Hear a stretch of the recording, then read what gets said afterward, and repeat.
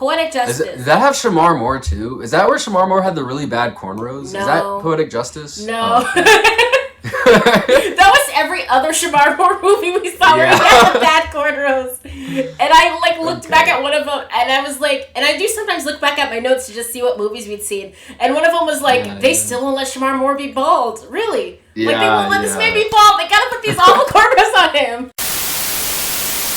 Hi, I'm Danielle. And I'm Del. And this is The Black Catch-Up, where we're catching up on iconic black media we missed out on in our more conservative religious childhood.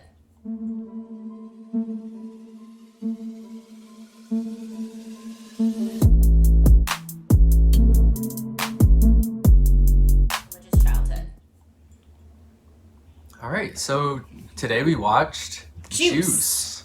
Yes. So we'll start with the IMDB as usual. And that is 4 inner city teenagers get caught up in the pursuit of power and happiness, which they refer to as juice. Yeah. Okay. So I guess usual formula, starting off with things we liked. You want to kick this one off? Yeah, I'll kick it off. And the first thing I will say is I like Tupac more in this one than I did in Poetic Justice. I just thought his acting was better, or at least the character he had here was better. He just I think he did a pretty good job of showing how power focused his character, I want to say Bishop, became, and how he was like a little unhinged in the fact that he like killed his friend and he just like kept killing in pursuit of power, as it were.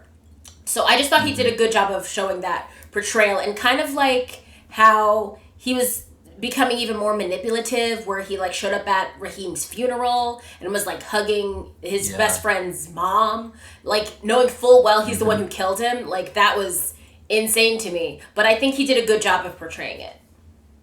Yeah, no, I really liked his that character's descent into like madness too. I had that funeral scene written down. Yeah. And then I also I really liked the tension between him and Q, I guess the more main character.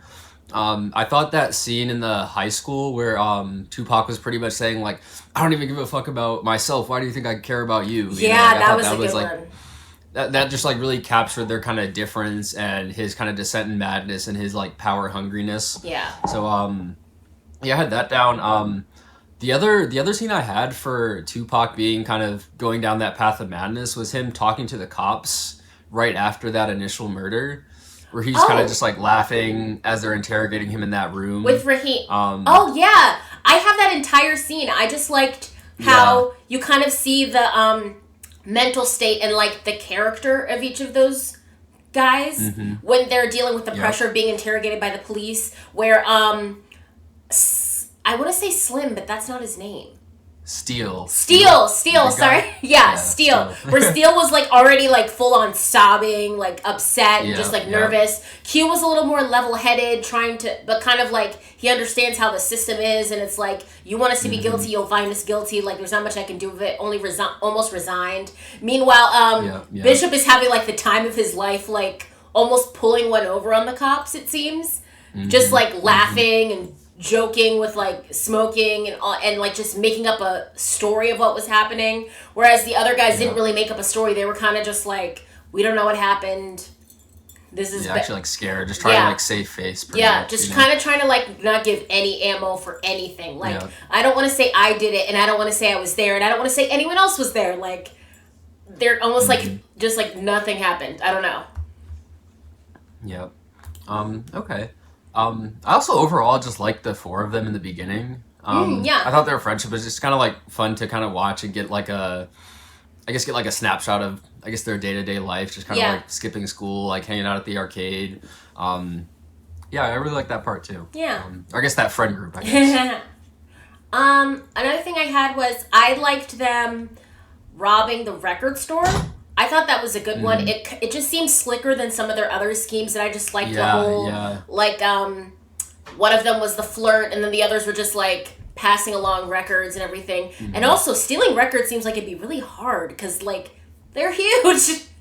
I'm like, you're really stealing records? What? That's insane. Yeah. Like it's not like that a was kind of the CD early or hijinks I liked. I like those.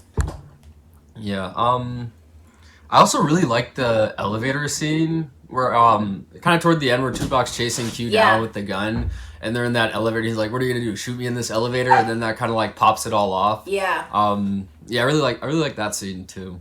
Those two had a good tension between each other. We said this already, but they just every time they kind of were head to head, I guess they had really good tension, especially with the whole. They were kind of like opposite sides of the same coin, almost, or like probably full opposites, because Q didn't even want to do half the stuff.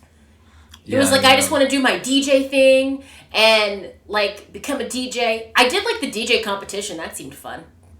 Yeah, I did too. I also liked how at the end he like threw his gun into the ocean. Yeah. I thought that was like, again, like kind of showing that difference between the two characters. One like would do anything for the power, and the other's like, you know what?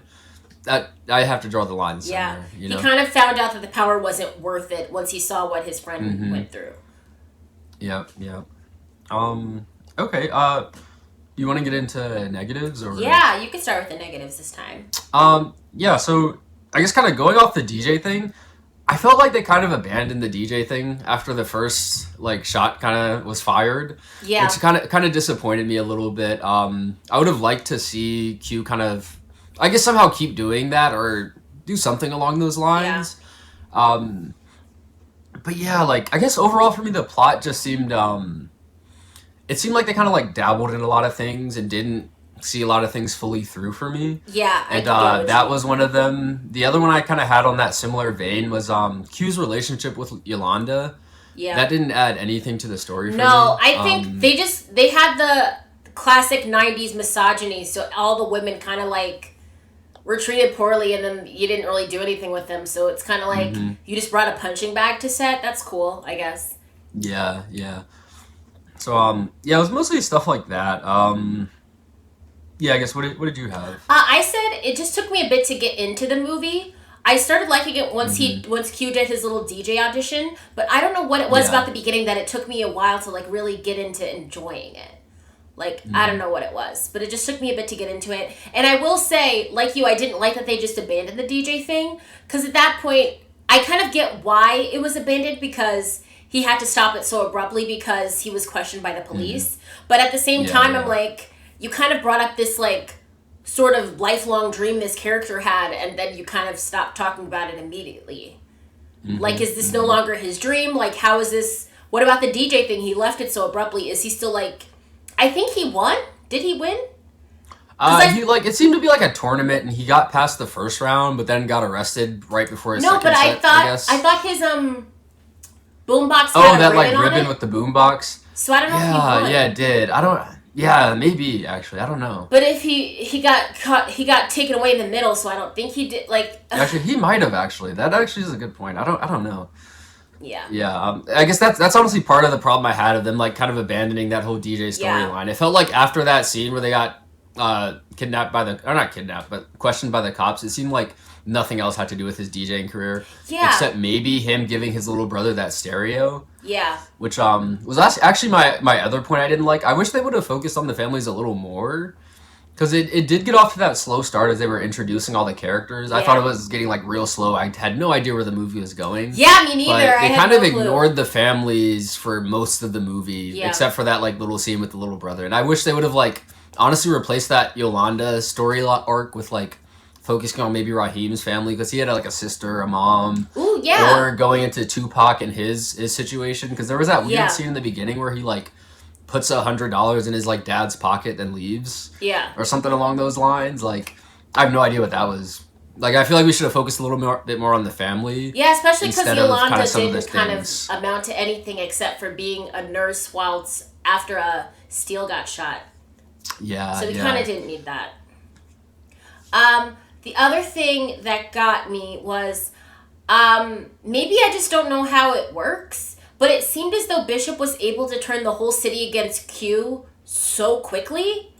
Like, I guess maybe that's just how it works, and this could just be me not knowing, but it just seemed as though was Q's character so bad that just a few whispers from Bishop was able to, like, make everyone look at him sideways as though he killed Raheem. Like, that just happened so quickly. And it didn't even seem like he did a framing job in it. He just kind of, like, whispered around, like, yeah, Q's gone crazy, and I think he wants to kill me. Like, I don't know. It could be indicative of the justice system more than anything that the cops are just ready to arrest any black person. But I just felt as though, maybe this is me just wanting something a little bit deeper, but I felt as though it could have been a better frame job in terms of like developing it or something. I don't know. Yeah. And honestly, that's why for me, I felt like the whole ending kind of fell flat. You know, like pretty much from the point where Raheem got shot, I thought it kind of, I don't know, it just didn't give me what I wanted, you know? Yeah. But yeah, I guess, did you have anything else? I guess the only other thing was there was so much there was almost too much tension for me at the end. I like tension up to a certain point, but like it went past that point so much so that I was like pausing every like 5 minutes towards the end because I was like, I don't like what's happening. I need to catch my breath.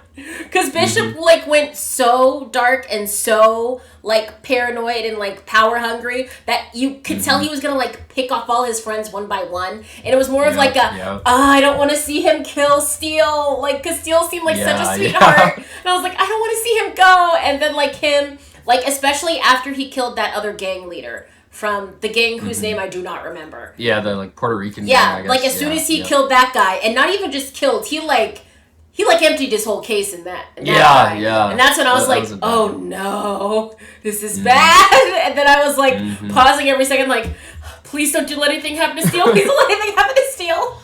Yeah. Okay.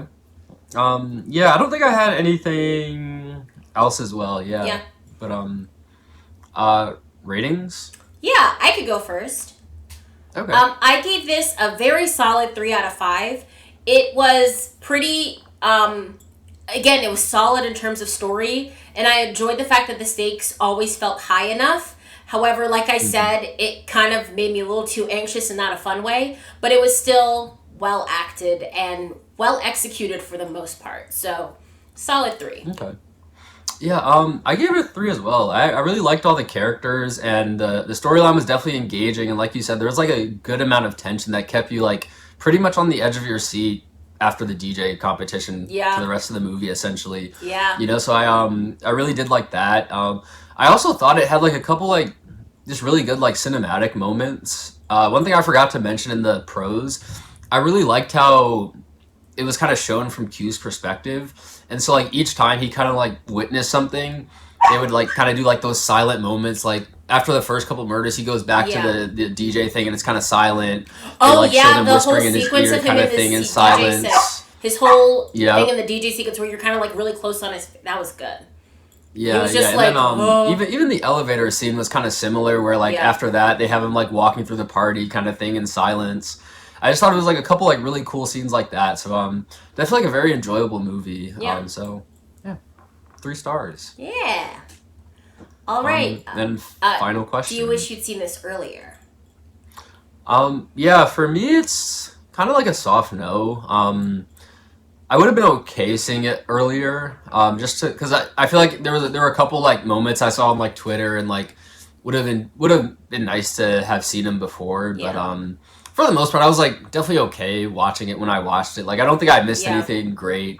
It's not like Tupac's like a great actor or known for his acting, I should say. So I don't feel like I really missed out on anything. But it was definitely a good movie though. Yeah, I also said no. Just I'm fine seeing it now. I think I am glad we saw this after Poetic Justice. If only because his acting is better in this movie, so he slightly redeemed himself in my eyes. Yeah. As for the acting, in terms of acting, just because Poetic Justice, I remember being like so annoyed the whole time.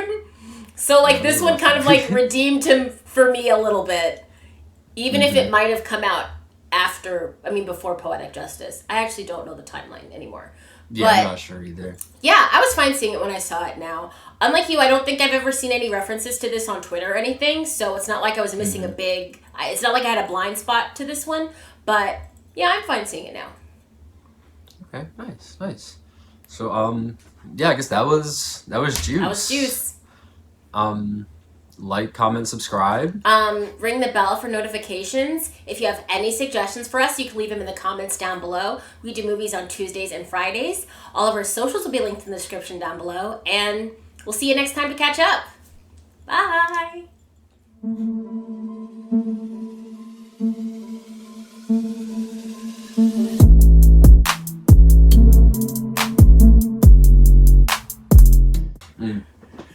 This movie also had a pretty star-studded cast, surprisingly. Yeah, Queen Latifah. I liked her in it. Samuel L. Jackson was in there. He had some great lines. He's you done slid on a razor blade and landed in an alcohol river. I was like, what the hell? Yeah. I love that.